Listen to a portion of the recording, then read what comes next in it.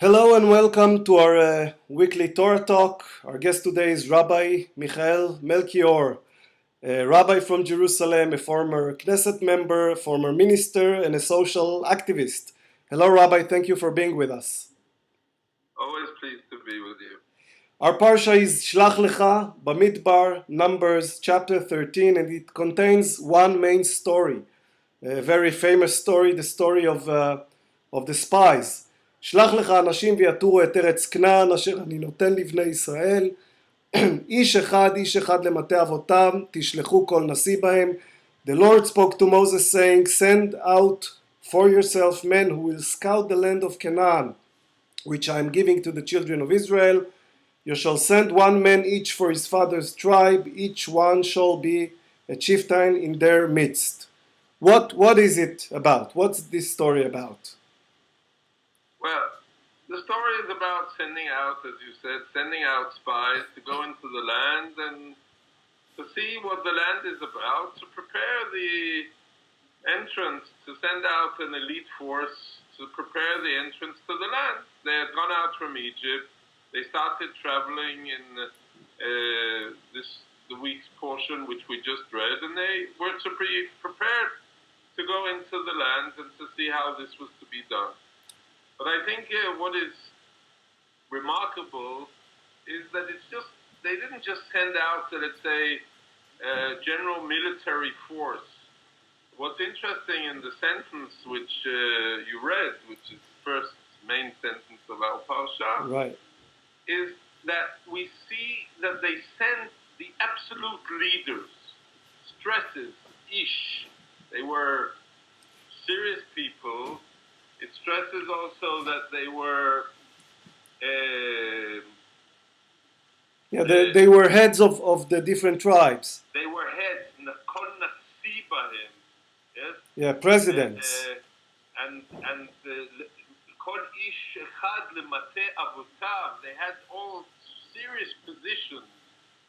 And not only that, but God didn't point out who they were, because they were also supposed to be, let's say, their Sayeret Matkal, the people who were willing to take upon themselves to go into enemy land and find out what they were supposed to find out, so that they were also people of great courage, personal courage, Right. but also leaders, great leaders. These were not just somebody. Nevertheless, it ends up pretty badly. The whole thing. We later learned that they said to each other, "Let us appoint a leader and return to Egypt." Exactly. That's the tremendous tragedy, which is so difficult to understand. They came back. They said, "This is really a beautiful country. It's true, everything which was said. Eretz zavat chalav udvash. It's beautiful. It's big. But it's so big that it's too big on us. We can't do it. It can't be done." And for this came the major punishment, not for anything of all the other sins the Israelites did. We read the whole Bamidbar is full of all kinds Yeah, of in last week's parsha, we read the whole list of complaints that the people had. complaints and problems and uprisings and all of this, Korach and all of this. No, for this thing was such a big complaint that the whole generation, first God wants totally to finish off with the Israelites and starting a new people from Moses again. That we've already heard that story before. Right. But the whole generation who accepts the words of the leaders cannot come into the land. They live out their time. They're not punished all by death. They live out their time, but they have to walk 40 years in the midbar, in the wilderness, and that's it. The Rambam argues that the fear of these leaders was inevitable considering their past. Well, I've thought a lot about this. This is for me a big dilemma. If they had just been military leaders and so on, they came with they saw what they saw, they reported what they reported. What was their big sin? And I want to talk about this because I think that this is a dilemma which is following the Jewish people from then and until our days. Right. They were, as we said, indeed leaders. They saw what they saw. But the dilemma was the dilemma of bringing the Israelites, the Jewish people, into history. They saw what they had in the Midbar. They had been for a long time standing at Har Sinai. They saw that that was not so bad.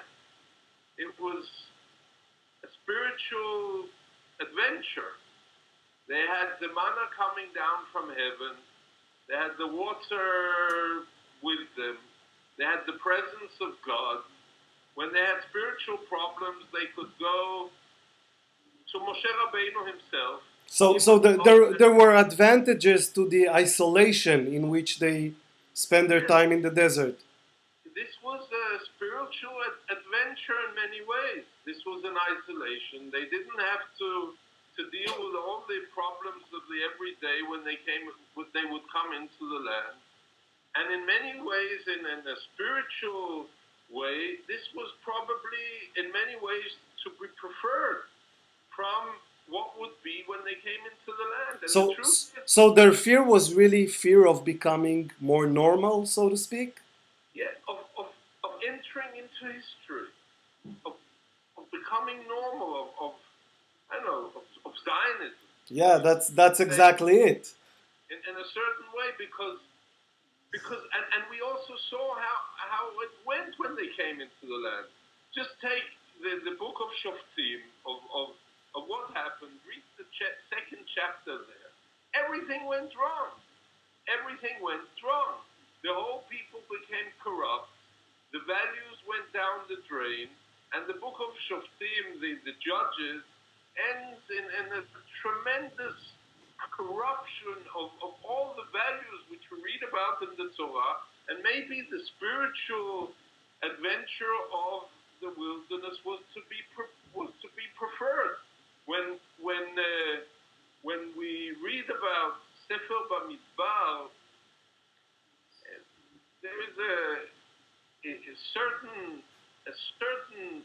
thing in the Jewish people which has kept with us all the years, that many have preferred maybe that way of keeping your past clean and not having to deal with the dilemmas which often come out wrong of everyday life which is when you come into the land.